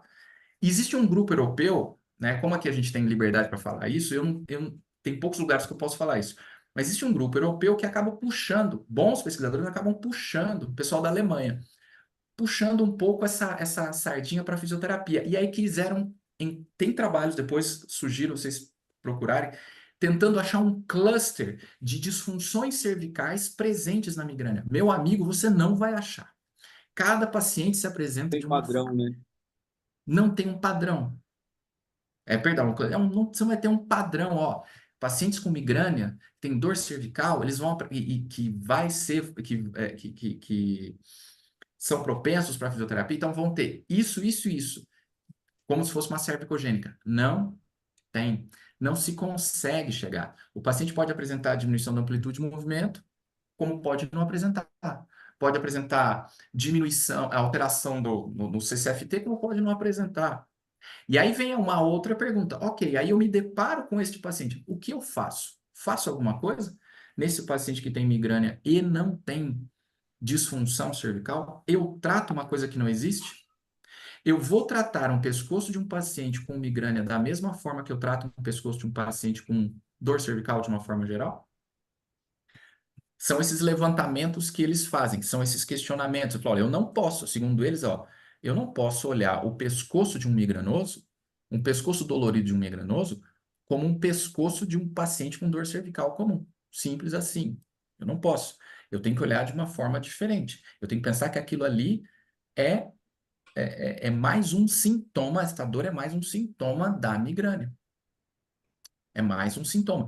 Se existe disfunção ali, agora sim, encontrei. Vamos ver se tem relação com a migrânia. Você pode até começar a tratar essas disfunções, corrigir a amplitude de movimento ou alterar déficit neuromuscular e ver se isso muda os sintomas, porque pode ser que não mude.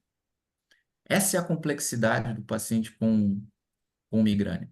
Na minha, hoje é meio pecado falar prática clínica, mas no meu dia a dia, na minha prática clínica, quando eu encontro pacientes com migrânia que têm disfunção cervical, você consegue ajudar bem esses pacientes, sim. Você não vai zerar, porque a migrânia não é só cervical, mas você consegue ajudar. Porque, sim, diminuição da amplitude de movimento ali pode levar a alteração, aumento de input nociceptivo, pode levar, né? Outra coisa que é muito séria, Léo, pegando um gancho aqui, você vai medir força num paciente com migrânia na avaliação, vai dar ruim, vai dar merda. Ah, mas ele está fora da crise.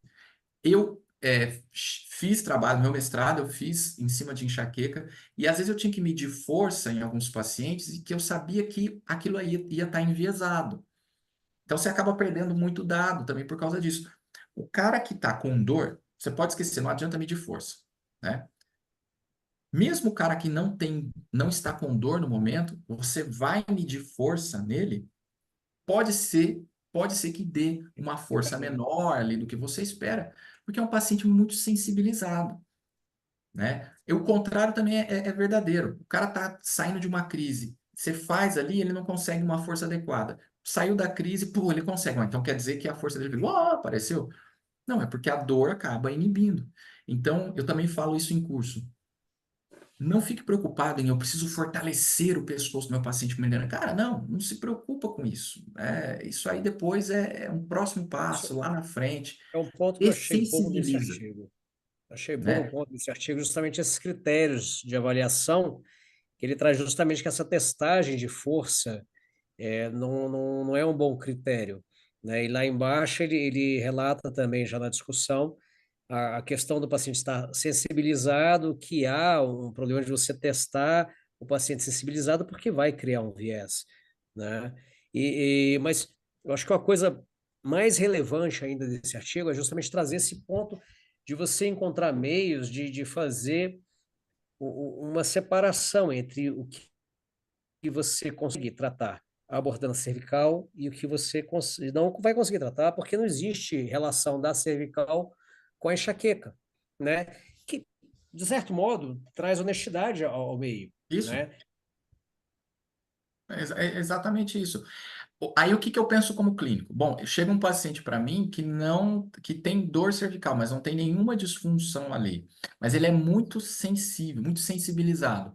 Será que eu não posso me utilizar de alguma técnica, por exemplo, a mobilização de tecidos moles para dessensibilizar esse local, ou alguma técnica articular que tem princípio neurofisiológico, essencialmente, para tentar diminuir ó o meu raciocínio, tá? E não está escrito isso. Eu vou mobilizar a cervical alta dele, uma vez que existe uma relação com o trigêmeo, na tentativa de diminuir o input nociceptivo, esses possíveis inputs nociceptivos, diminuir esse disparo, O né? gatilho. Isso, diminuir esse disparo, dessensibilizar o local de uma forma direta. Então, eu vou tentar atingir a cervical alta dele, porque eu estou pensando numa questão neuroanatômica, neurofisiológica, muita biomecânica, eu concordo com, né? Mas é o que eu consigo fazer. Eu não estou mobilizando porque eu quero recuperar uma amplitude de movimento. Não, ele está com amplitude livre, completa, indolor, mas talvez se eu mobilizar ali ou soltar um pouco a musculatura, ou soltar entre aspas, liberação de tecidos moles, até mesmo uma massagem leve que seja, né? Você dessensibiliza esse tecido, diminui o input nociceptivo que está viajando ali via trigêmeo até a cabeça. Então, pacientes que têm uma hipersensibilidade, o que eles dizem é, não vá tratar esse paciente que só tem uma hipersensibilidade, que tem dor, como se estivesse pensando num paciente que tem uma dor cervical ali, idiopática. Né? Eu não vou ficar fortalecendo uma coisa que eu não preciso, ganhar amplitude numa pessoa que não precisa. Mas será que eu não posso me utilizar da terapia manual, de técnicas manuais para dessensibilizar? A primeira fase do meu tratamento no paciente com enxaqueca é, vamos te dessensibilizar. Esses dias eu postei Tá aqui, ó. Só para Aqui, ó. O paciente mandou assim para mim: esqueci de te falar que esse final de semana consegui ir ao salão cortar o cabelo e não tive dor no pescoço. Meu pescoço sempre doía quando ia usar aquele lavatório de cabelo. Então, é um paciente enxaquecoso que tinha já um bom tempo, e essa paciente tinha algumas disfunções cervicais, não muito evidentes, assim, não era uma coisa muito importante, mas ela tinha muita sensibilidade cervical. Eu falei assim: olha, vamos tentar algumas sessões para a gente tentar dessensibilizar isso, tirar essa hipersensibilidade que os autores dizem, né? Existe um outro trabalho deles que eles fazem uma espécie de algoritmo com isso. O que eles sugerem, baseado na hipersensibilidade? Ó, tenta, né? Não pense como uma dor cervical Pacientes idiopática, foram mas tenta. responsivos a isso, né? Isso. E ó, eu falei, me dá algumas sessões, vamos tentar trabalhar isso. E aí eu dessensibilizei. Então, dessensibilizei com técnicas manuais ali, e a paciente falou, pô, melhorou, mas eu não vou zerar a enxaqueca dela. Existem outros fatores ali, né? Mas Então, essas reflexões você que eu acho melhorar que o chamam limiar de atenção no dor e artigo. diminuir os gatilhos já é um tratamento, já colabora para um processo de melhora, porque quantas vezes você, o Léo, já pegou um paciente que chegou para você com uma dor crônica que, na verdade, era muito mais um problema de falta de desensibilização do que por uma alteração, de fato, que estivesse ocorrendo ali. Você faz justamente esse trabalho de sensibilização, você muda o limiar de dor, a pessoa Isso, começa a responder em outra velocidade. É super válido isso que você está falando, mas é o que você falou.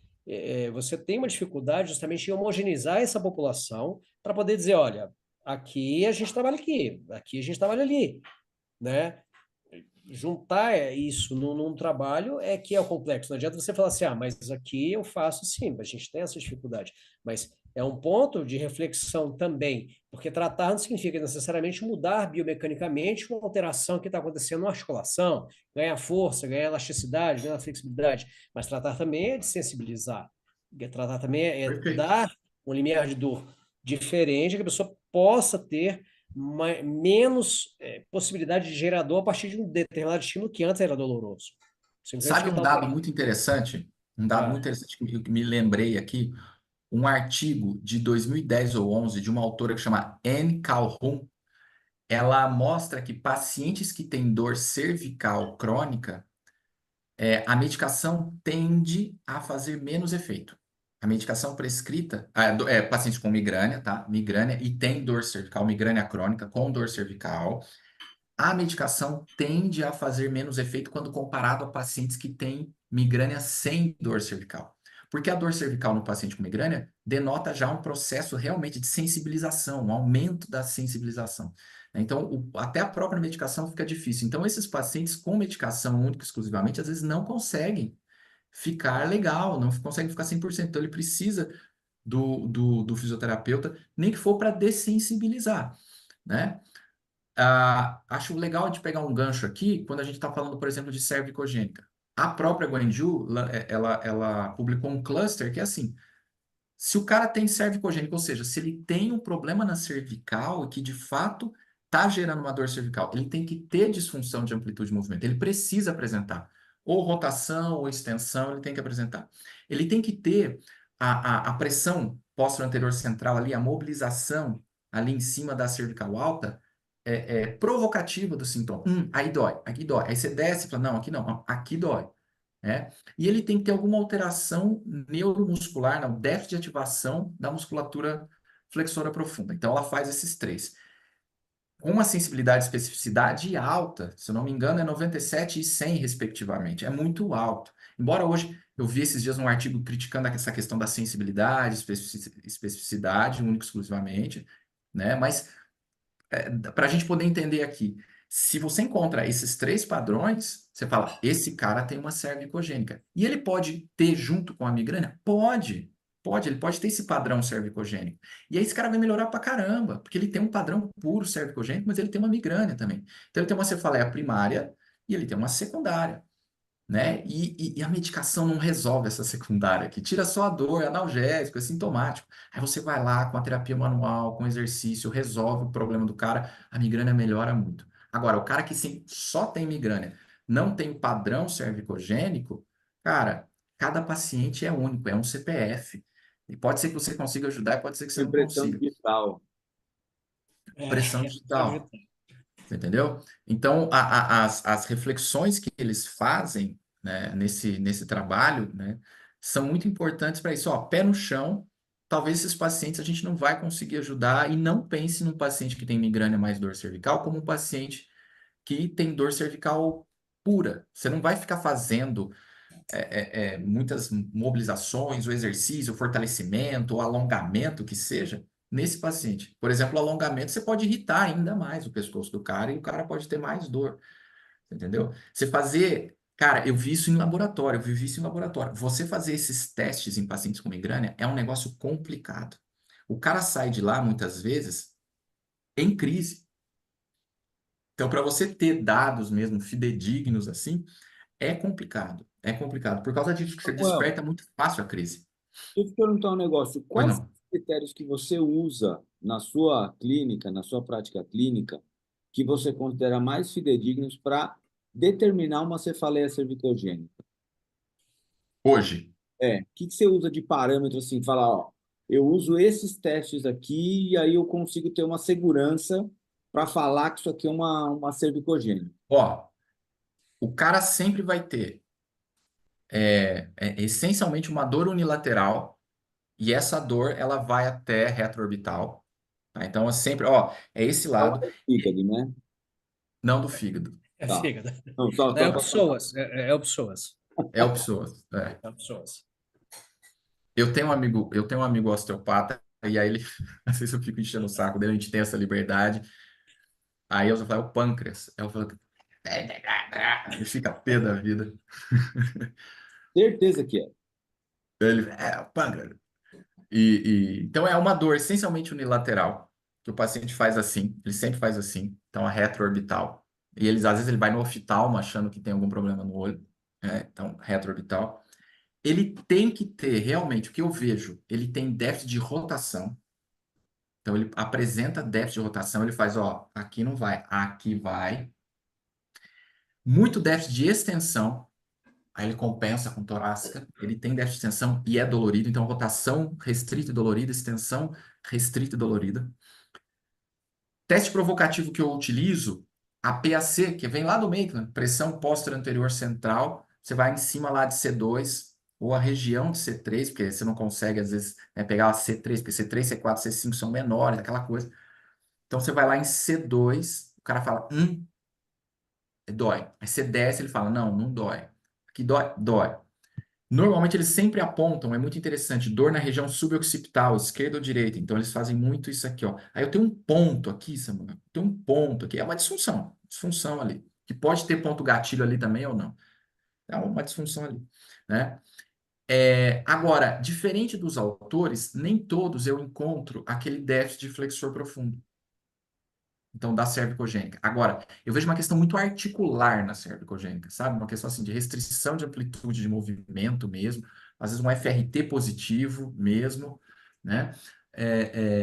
Uma dor sempre muito pontual, ele aponta aqui ou aponta aqui, ele faz sempre esse caminho, né? E você consegue provocar, irritar ali o paciente quando você vai em cima, você faz uma pressão posterior central ou unilateral, você fala, do lado direito, por exemplo, que é o lado que ele queixa, dói. Aí você vai do lado esquerdo, não, não. É muito nítido, é muito diferente, assim, né? Na migrânia, você pega, você faz assim, dói aqui, dói, dói aqui, dói, dói aqui, dói, dói aqui, dói, dói aqui. Então, você começa a palpar, tudo dói. Aí o cara cai achando que é tudo ponto gatilho. Aí ele vai lá, isso simplesmente é sensibilização, ele começa a querer tirar um ponto gatilho que também não existe. O paciente chega em casa, xinga o fisioterapeuta até a terceira geração. Você simplesmente jogou álcool na fogueira. Então, já que você falou sua parte aí dos seus critérios diagnósticos, agora eu vou te botar um pouco na fogueira. O que para você hoje o pessoal está fazendo errado? Onde é que está a sua crítica dos tratamentos para enxaqueca e para cefaleia? O que estão fazendo errado? Onde está errando mais? Eu vou falar das duas profissões que acabam mais tratando isso que a gente vê, que é o neurologista, o médico neurologista e o fisioterapeuta.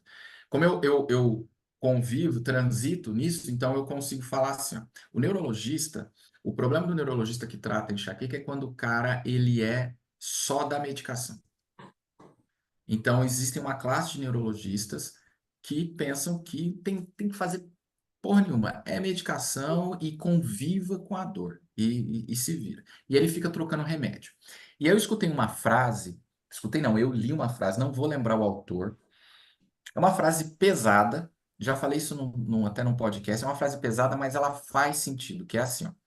Quando você, por exemplo, no caso, você tem enxaqueca, você vai no neuro, e o seu neurologista ou o seu médico, ele simplesmente te repassa apenas prescrição, ele troca prescrição, ou ele renova a sua receita, ele não é um médico, ele é um traficante, né? Então, ele não está preocupado de fato com você, porque quando você cuida de uma enxaqueca, você precisa cuidar dos fatores socioambientais, sono, estresse, alimentação. Como é que está, às vezes, a vida conjugal dessa pessoa?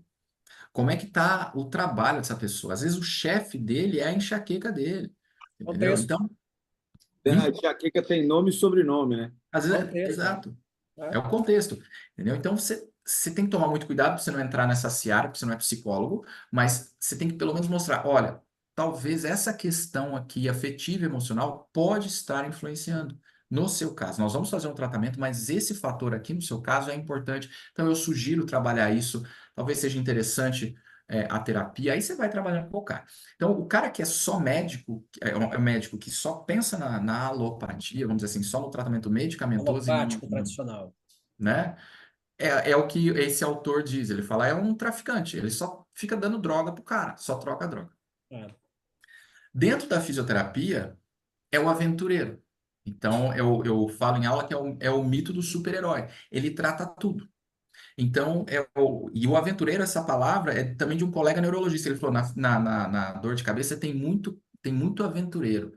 O tipo, tem bastante paciente, pouca gente que trata esse negócio, eu vou querer tratar, não manjo muito, mas vou tratar desse bagulho. E ele fala isso dentro da classe médica também. Então, dentro da fisioterapia, você tem muito aventureiro. Você fala, pô, legal, sei lá, ver alguém tratando ali, ou sei lá, me viu falar, ouviu um outro colega falar, pô, legal isso aí. Pô, nunca estudou esse negócio. Aí começa a fazer propaganda que trabalha com dor de cabeça. Aí pega uma bomba ali na frente dele, não vai saber o que fazer, ou pode piorar. Então, e principalmente é o fisioterapeuta, às vezes terapeuta manual, né? Então pode ser osteopata, pode ser quiropraxista e tal, que eu vejo isso no Instagram e eu já ouvi isso de um fisioterapeuta dizendo: o problema está em C2, né? E na enxaqueca o problema está em C2, meu amigo. Tem um famoso que Não, fala muito da C2. entendeu? Não, cara. Tudo bem, a região da cervical alta, tá? Mas, cara, não fala isso da enxaqueca. Fala isso da cervicogênica, mas não fala isso da enxaqueca. Mostra que você não sabe. Esses dias um cara tava falando assim, fisioterapeuta, especialista no tratamento das dores de cabeça e enxaqueca. Meu amigo, enxaqueca é um tipo de dor de cabeça. Só nessa frase eu já vi que você não sabe o que você está falando. Eu falar desse jeito parece um pouco de arrogância, gente. Então me perdoe se soa desse jeito, Não, mas não é não. Não é não. a gente tem que Conhecimento mostrar de também o que é causa. certo e errado. É conhecimento de causa, é diferente de arrogância. Você entendeu? Me perdoe se soar desse jeito, mas não, não, Mas não é, conhecimento não é de isso que eu causa. quero passar. É isso. Entendeu?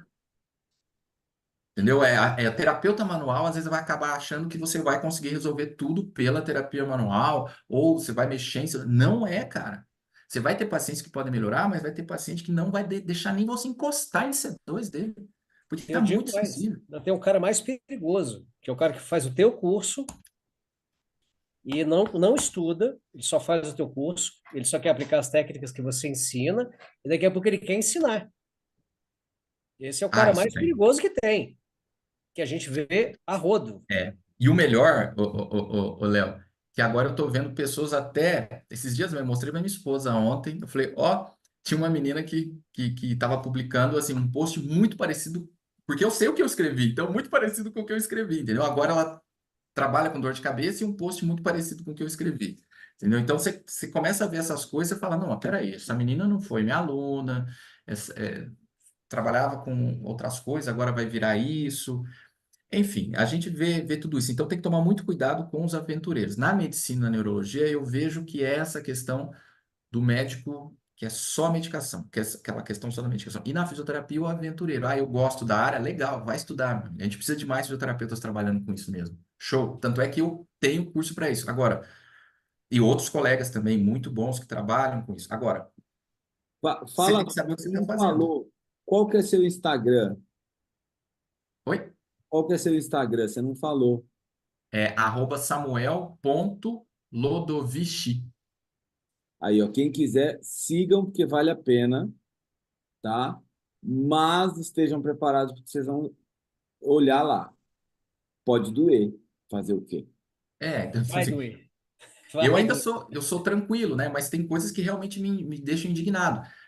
Não sei se a gente está com o tempo estourado, se eu posso contar Não, mais uma pode história. Ah, vou falar. falar. Ontem eu vi que aparece as coisas para mim também, apareceu um cara falando, mãe, eu vou falar uma coisa aqui, mãe, porque a minha mãe tem o livro dele. Mãe, me perdoa, mas minha mãe tem o livro dele. Ele não é profissional da saúde, e ele estava num podcast, mas ele não é profissional de saúde, mas ele tem um livro ensinando receitas para doenças e tudo mais. E ele estava num podcast dizendo que o problema da enxaqueca é que a enxaqueca ela é circulatória. Não, isso caiu por terra já há décadas. Então, ela tem uma alteração circulatória, claro, você tem vasodilatação, tá tudo certo. Mas ela não, a causa dela não é circulatória.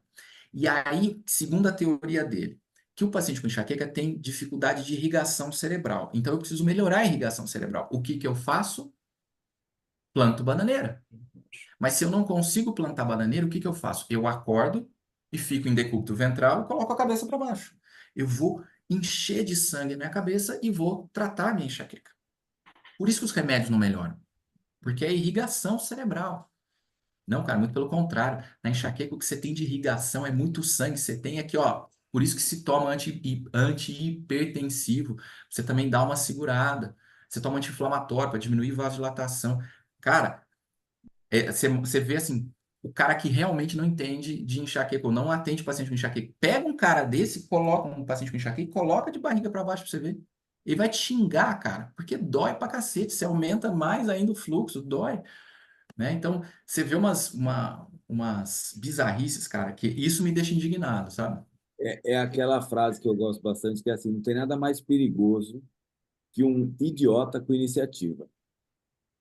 É. E falando assim firme, cara, E se o idiota sabe? ele fica na dele, quieto, então se esse cara quer falar merda, fica quieto, não escreve livro, não tem Instagram, não faz nada, tá tudo bem, que ele vai ser idiota e vai ficar na dele. O problema é ele é idiota com iniciativa. Então ele tem Instagram, ele tem livro, ele divulga, ele faz, pronto, aí ele atinge, aí ele joga a merda no ventilador e liga e vai para todo lugar. Então vamos aproveitar o gancho aqui. Samuel, qual é a sua pseudociência preferida? Ah, vamos lá. Pô, cara, eu tenho pegado pacientes que têm feito isso e eu tenho batido, falo, não faça mais isso, para de deixar, não deixa colocar isso no seu pescoço, que é a ozônio. Ah, que é a ozônio, que é oh meu Deus do céu, Ó, ó. ventosa, ventosa. Você é o Chega de terceiro. bola no pescoço, cara. Ozônio não, ventosa. Você é o terceiro. É, É, putz, os caras Terceira, estão com uma bola no pescoço, cara. é o terceiro podcast e você é o terceiro a eleger a ventosa pseudociência favorita. e Olha isso. precisamos deixar claro que a gente não tinha combinado nada, né? Ah, sim, É. não, não. Não, É não, é porque eu tenho impressionante. visto isso, cara, com Exato. bastante frequência. Mas você Impressionante. não entendeu, Samuel. Como você estava falando que o problema é que está muito irrigado e tem Olha que lá. diminuir a dilatação, você faz a ventosa com sangria. E aí você diminui a pressão, pô. Você que não entendeu. Tá vendo? A gente consegue construir o raciocínio que a gente quer, né? Exato. Não é? Exato. Não tem nem paciente aqui. É mais fácil ainda. É. o raciocínio, né, a plausibilidade biológica, assim, você consegue criar, né? Agora, se isso é responsável por aquela dor ou não, é outra história, que é o que você estava falando daquele artigo, né? O Do possibilismo anatômico. Vai ver, possível. vai ver. Daqui a 2 semanas a gente vai fazer esse podcast aí sobre o possibilismo anatômico. Tá? Vai ser Legal, É cara. a show, vai ser história que os show. osteopatas falam, esse seu torcicolo é por causa da entorse que você teve ontem. Você fala, velho, peraí, torceu o tornozelo, é uma lesão dos ligamentos do tornozelo, tal, que pode gerar uma compensação mecânica no joelho, talvez, e tá tudo bem. Agora, até aí, levar um torcicolo, segura, irmão. Que aí a Eu brincadeira que acho ele que sim. fala é que a fáscia é a virose do osteopata. O que ele não sabe explicar É, é a fáscia. Então é a nossa virose. E aí a gente precisa combater a nossa virose. Eu, Entendeu? eu digo Mas assim, se pode essa até. fáscia for tratada com a ventosa, tá tudo bem também, porque são duas coisas que não tem muita fundamentação. Então vai embora. agora, Mas eu quando posso alguém tirar fala isso uma. para mim, de que o entorse leva ao torcicolo, eu falo assim, cara, até pode acontecer, mas na real, é mais fácil ganhar na Mega Sena. Boa. É, ué. Ah, É o posso mesmo só fazer pensamento. um, posso só fazer um adendo da manipulação, porque a gente está falando também para muito, muito osteopata, muito terapeuta manual, e a questão da dor de cabeça, né? A gente não recomenda você fazer o thrust de cervical alta nesses pacientes, né? Às vezes você não tem a segurança necessária, você não consegue detectar, você ter a segurança necessária, e por mais que seja um movimento, às vezes, eu sou bom, eu faço e tal, porque a gente não recomenda pela sensibilidade aumentada desses pacientes com enxaqueca. Então, você tem o mesmo efeito da manipulação, do thrust, você vai ter na mobilização cervical alta. Aí a regra que eu utilizo é a regra de ouro na enxaqueca, é menos é mais. Menos técnica, menos intensidade, menos duração, né? Então, quanto mais leve você for, principalmente no começo do tratamento, é importante. Lembrei disso, acho que é legal falar para o pessoal Não, aqui. muito bom mesmo. Samuel, seguinte, nós estamos na primeira temporada do nosso podcast. E na segunda temporada, nós vamos ter mais convidados. E a gente vai ter a figura de um terceiro elemento. Então, a gente quer aqui publicamente te convidar para participar de novo de um outro episódio com uma outra pessoa. E aí a gente vai conversar mais gente aqui nesse papo de ciência, de osteopatia, de terapia manual, de fitoterapia, de tudo isso que a gente gosta e a gente faz tanto. Beleza? Show de bola, cara. Vai ser uma Ó, honra estar aqui de de novo. verdade, gostei muito de conversar. E é aquele negócio, a gente podia ficar conversando aqui até 3 horas da manhã com Pois é. tranquilidade, porque a gente gosta muito do que a gente está fazendo aqui, a gente faz mais por prazer do que qualquer outra coisa. Então, eu queria te agradecer demais, queria pedir para você fazer suas considerações finais aí. Obrigado, gostei bastante. Volte quantas vezes você quiser, a porta está aberta para você. Eu que agradeço mesmo. Em primeiro lugar, assim, muito obrigado pelo convite, Leonardo Diniz, o Léo Nascimento. Gente, muito obrigado. É de verdade uma honra poder estar aqui com vocês. Fico muito feliz de também levar essa informação para mais fisioterapeutas, né, mais profissionais de saúde para conhecerem mais, se interessarem mais também por esse assunto, porque a gente precisa realmente de mais profissionais nessa área para ajudar os pacientes, né? A gente tem uma demanda muito grande, como eu sempre falo, né? E estou à disposição sempre que precisarem, live, qualquer coisa, estou aí, também gosto de falar disso, então se deixar eu fico falando também, então é um assunto que a gente é apaixonado, né, por falar, então estou aí sempre quando precisar, vai ser uma honra aí. Sigam no Instagram, @samuel.lodovic, com CHI no final, hein? Sigam É lá. isso aí, CHI. Léo, manda seu tchau para a galera Samuel, hoje. prazerzão te conhecer. Muito obrigado por vir aqui conversar com a gente. Esse é um espaço mesmo livre para a gente falar o que pensa, para trazer ciência, para falar mal mesmo do que está errado. E você vai aparecer mais vezes, a gente vai ter mais episódios aqui com outras pessoas para discutir muito mais ciência e coisas também para descontrair esse nosso meio que anda muito pesado. Obrigado, boa noite, galera. Até o próximo episódio. Valeu, galera. Até a próxima. É nóis. Episódio 3.